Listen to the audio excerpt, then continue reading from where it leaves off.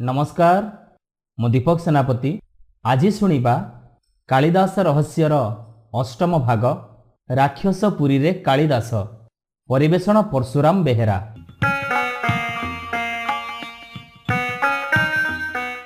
थरे कालिदास देश भ्रमण रे जाई कंभोज राज्यर राजदरबार रे पहुंचिले। कंभोज राजांकु तांकर परिचय देई यथाविधि सम्मान जणैले। राजा मध्य कालिदासंक पांडित्य विषय रे आगरु शुणिथिले, तेणु से कालिदासंकु यथारीति सम्मान प्रदर्शन कले। एहा परे राजा और कालिदासंक मध्य रे शास्त्र आलोचना हैला। कालिदासंकर सावलील रचना आउ असाधारण पांडित्य विषय रे सूचना पाई राजा खूब आनंदित हेले। परिशेष रे राजा तांक निज पुत्र मानंकर शिक्षक हेबा पई कालिदासंकु अनुरोध कले। कालिदास राजांक कथारे सम्मति जणई शिक्षकता आरंभ कले। प्रत्येक दिन कालिदास पिलामानंकु पढ़ौथिबा समय रे गोटिए श्लोक नियमित शिक्षा दियंती, यथा पाठ पुत्र सदा नित्यं अक्षरं हृदय क्रूरं स्वदेशे पूज्यते राजा विद्वान सर्वत्र पूज्यते।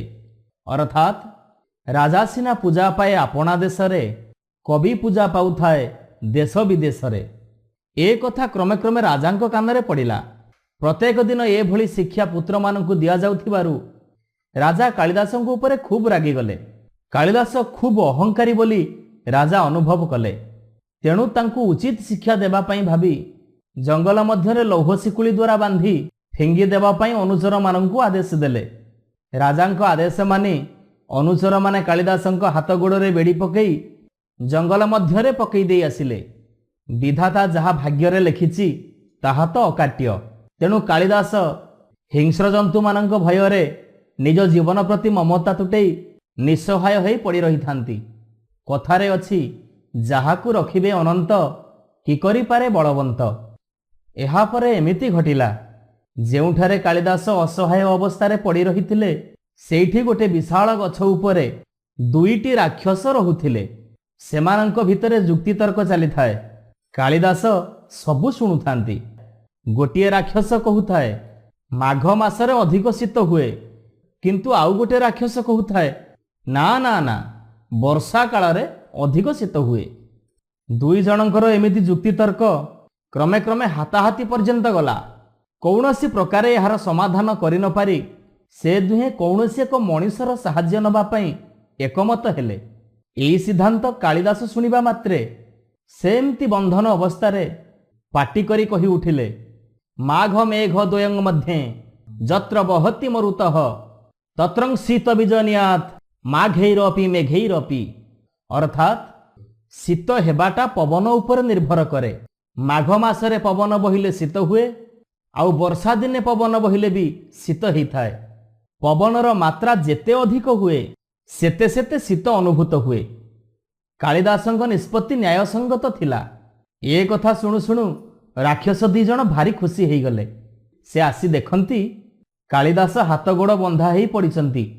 सेई राक्षस दी जण तांकु सांगे सांगे बंधन मुक्त करिदेले।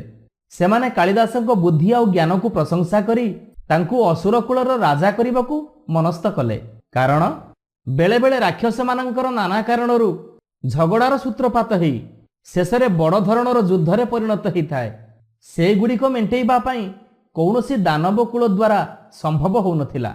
जदि कालिदासंक परि जणे बुद्धिमान व्यक्ति थिबे तेबे एमिति समस्या आउ केबे उपजीव नाही। एमिति चिंता करी सेमाने कालिदासंकु राजा हबा पई अनुरोध कले। कालिदास सेमानंक कथारे राजी हेई गले। तापरे राक्षस माने कालिदासंकु नेई सेमानंक राज्य रे राजा करेइले। सेठारे कालिदास राजा हेई महा आनंदरे राजुति करिबाकू लागिले। तेणे कालिदासंकर अनुपस्थिति रे विक्रमादित्यंक राजसभारे भालेणी पड़िलाणी। राजा खूब व्यस्त हेई तांकु खोजिबा पई लोक पठेइलेणी। कालिदासंक बिना राजा विक्रमादित्यंकु दिन गुड़िक विष विष परि लागुथाए। अनुचर माने शेषरे बुली बुली कालिदासंक संधान पाइले एवं कालिदास सेठारे राजा हेइथिबार खबर राजा विक्रमादित्यंकु जणाइले। राजा यह शुणिबा मात्रे कालिदासंक निकटरे उपस्थित होई राज्य भितर प्रवेश करिबा पई अनुमति मागिले। कालिदास राजा विक्रमादित्यंकर आगमनर खबर पाई ତାଙ୍କୁ ସସମ୍ମାନେ ପାଛୋଟି ନେଲେ। ଆଉ କେତୋଟି ଦିନ ପରେ ରାଜା ବିକ୍ରମାଦିତ୍ୟ କାଳିଦାସଙ୍କୁ ନିଜ ରାଜ୍ୟକୁ ଫେରାଇ ଆଣିଲେ। କାଳିଦାସଙ୍କ ପ୍ରତ୍ୟାଗମନରେ ରାଜା ଆଉ ପ୍ରଜା ସମସ୍ତେ ଖୁବ୍ ଆନନ୍ଦିତ ହେଲେ। ଦିନେ ରାଜା କାଳିଦାସଙ୍କୁ ପଚାରିଲେ, ପଣ୍ଡିତେ, ଆପଣ ଦୀର୍ଘକାଳ ଭ୍ରମଣ କଲା ପରେ କି ଅଭିଜ୍ଞତା ହାସଲ କରିଛନ୍ତି? ତାହା ଆମକୁ ଅବଗତ କରାଇଲେ ଆମେ ସନ୍ତୁଷ୍ଟ ହବୁ। କାଳିଦାସ କହିଲେ, ବନେ ରଣେ ଶତ୍ରୁ ଜଳଗ୍ନି ମଧ୍ୟେ ମହାର୍ଣବେ ପର୍ବତ ମସ୍ତକେଷୁ ସୁପ୍ତଂ ପ୍ରମତ ବିଷମଂ ସ୍ଥିତ ବା ରକ୍ଷତି ପୁଣ୍ୟାନି ପୁରାବୃତ୍ତାନି। ଅର୍ଥାତ୍ ନିଜର କୃତପୁଣ୍ୟ ସଦାସର୍ବଦା ମଣିଷକୁ ରକ୍ଷା କରିଥାଏ।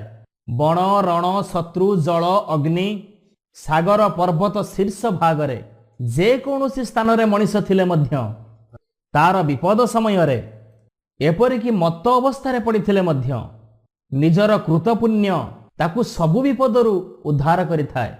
ଏହି କଥା ଶୁଣିବା ପରେ ରାଜା କହିଲେ, ଆପଣ ଯାହା କହିଲେ ତାହା ତ ପୂର୍ବପୁରୁଷଙ୍କ କଥା, ତେଣୁ ସେ ବିଷୟରେ ଆପଣ ଆମକୁ ନ ଶୁଣେଇ ଆପଣଙ୍କର ଭ୍ରମଣ ବୃତ୍ତାନ୍ତ ଆଉ ଅଭିଜ୍ଞତା ବିଷୟରେ ଶୁଣେଇ ଆମକୁ ଆନନ୍ଦିତ କର।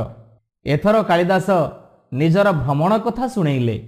ଯେତେବେଳେ କମ୍ବୋଜ ରାଜାଙ୍କର ଗୁଣାବଳୀ ସହିତ ତାଙ୍କ ମୂର୍ଖତାର କଥା କାଳିଦାସ ବର୍ଣ୍ଣନା କଲେ, ସେ କଥା ଶୁଣି ରାଜା ବିକ୍ରମାଦିତ୍ୟ କ୍ରୋଧରେ ଜର୍ଜରିତ ହୋଇଗଲେ। ଯେଉଁ କାଳିଦାସକୁ ସେ ପ୍ରାଣଠାରୁ ଅଧିକ ଭଲ ପାଆନ୍ତି, ସେହି କାଳିଦାସଙ୍କୁ ମୂର୍ଖ ଗର୍ବୀ ଅହଙ୍କାରୀ କମ୍ବୋଜ ରାଜା ଏପରି ଅବସ୍ଥା କରିଛି। ରାଜା ଏସବୁ ସହ୍ୟ କରି ନପାରି ନିଜର ଏକ ସୈନ୍ୟବାହିନୀ ନେଇ କମ୍ବୋଜ ରାଜ୍ୟ ଆକ୍ରମଣ କରିବାକୁ ବାହାରିଲେ। ରାଜା ବିକ୍ରମାଦିତ୍ୟଙ୍କର ବିରାଟ ସୈନ୍ୟବାହିନୀର ସାମ୍ନା କରିବା ପାଇଁ କମ୍ବୋଜ ରାଜା ଅସମର୍ଥ ଥିଲେ। ସେ ବୁଝିଗଲେ ଯେ ଏହା ତାଙ୍କର କୁକର୍ମର ଫଳ, ଯେଉଁ କାରଣରୁ ଏସବୁ ସମସ୍ୟା ଉପୁଜିଛି।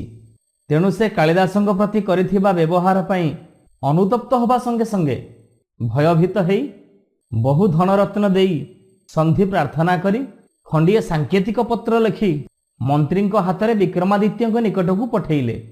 ମନ୍ତ୍ରୀ ଯଥା ସମୟରେ ବିକ୍ରମାଦିତ୍ୟଙ୍କ ନିକଟରେ ପହଞ୍ଚି ସସମ୍ମାନେ ଭେଟି ପ୍ରଦାନ କଲେ। ସନ୍ଧି ନିମିତ୍ତ ରାଜାଙ୍କୁ ଅନୁରୋଧ କରି କମ୍ବୋଜ ରାଜା ଦେଇଥିବା ସାଙ୍କେତିକ ପତ୍ର ଖଣ୍ଡିକ ରାଜାଙ୍କୁ ପ୍ରଦାନ କଲେ। ରାଜା ବିକ୍ରମାଦିତ୍ୟ ଏଥିରୁ କିଛି ବୁଝି ନପାରି କାଳିଦାସଙ୍କୁ ପ୍ରଦାନ କଲେ। କାଳିଦାସ ତାହା ପାଠ କଲେ। ଆଷ୍ଟ ହାଟକ କୋଟୟ ମାନବତ ମୁକ୍ତା ଫଳାନାଙ୍ଗ ତୁଳାହା ପଞ୍ଚାଶତ ମଧୁଗନ୍ଧ ଲୁବୁଧ ମଧୁପୈ ସଂଶୋଭିତା ସିନ୍ଦୁରାହା ଆଶ୍ୱାନାଂ ତ୍ରିଶତ ତଥୈବ ଚତୁରଂ ପନ୍ୟଙ୍ଗନାନାଙ୍ଗତଂ ଶ୍ରୀମଦ ବିକ୍ରମ ଭୂମି ପାତ୍ର ଭବତା ଶ୍ରୀ ପାଣ୍ଡ୍ୟ ରାଟ ପ୍ରେକ୍ଷିତମ୍। କାଳିଦାସ ଏହାର ଅର୍ଥ କଲେ, 8 କୋଟି ସ୍ୱର୍ଣ୍ଣ ମୁଦ୍ରା, 93 କୋଟି ମୁକ୍ତାହାର, 500 ମଧୁଗନ୍ଧଯୁକ୍ତ ହସ୍ତି, 300 ଘୋଟକ ଏବଂ 400 ନର୍ତ୍ତକୀ ମହାରାଜା ବିକ୍ରମାଦିତ୍ୟଙ୍କ ସନ୍ତୋଷ ନିମନ୍ତେ ପ୍ରେରିତ କରାଗଲା। ସେହି ତାଲିକା ଅନୁଯାୟୀ କମ୍ବୋଜର ମନ୍ତ୍ରୀ ରାଜାଙ୍କୁ ଭେଟି ପ୍ରଦାନ କଲେ। ରାଜା ବିକ୍ରମାଦିତ୍ୟ ଏଥିରେ ସନ୍ତୁଷ୍ଟ ହୋଇ ସନ୍ଧିପତ୍ରରେ ସ୍ୱାକ୍ଷର କଲେ। ଭେଟି ସ୍ୱରୂପ ଆସିଥିବା ସମସ୍ତ ଧନରତ୍ନ କାଳିଦାସଙ୍କୁ ପ୍ରଦାନ କଲେ। ଆଜିର କାଳିଦାସ କଥାକୁ ଆମେ ଏଇଠି ରଖୁଛୁ। ପୁଣି ଏକ ନୂଆ କାହାଣୀ ନେଇ ଆମେ ପରବର୍ତ୍ତୀ ଅଧ୍ୟାୟରେ ଆସିବୁ। ସେତେବେଳେ ଯାଏ ବିଦାୟ ଦିଅନ୍ତୁ। ନମସ୍କାର। ନମସ୍କାର ଶ୍ରୋତା ବନ୍ଧୁ, ଯଦି ଆପଣମାନଙ୍କୁ ଆମ ଗପ ଭଲ ଲାଗୁଥାଏ, ଆପଣଙ୍କ ମନକୁ ଛୁଉଁଥାଏ, ତେବେ ଲାଇକ୍ କରନ୍ତୁ, ସବସ୍କ୍ରାଇବ୍ କରନ୍ତୁ। ସୁନ୍ଦର ସୁନ୍ଦର କାହାଣୀ ନେଇ ଆମେ ପୁଣି ଆପଣଙ୍କ ପାଖରେ ଆଗକୁ ଆସିବୁ। ଆପଣ ସବସ୍କ୍ରାଇବ୍ କରିବା ପରେ ବେଲ୍ ଆଇକନ୍କୁ ଦବାଇବା ପାଇଁ କେବେ ବି ଭୁଲିବେନି। ଜୟ ଜଗନ୍ନାଥ।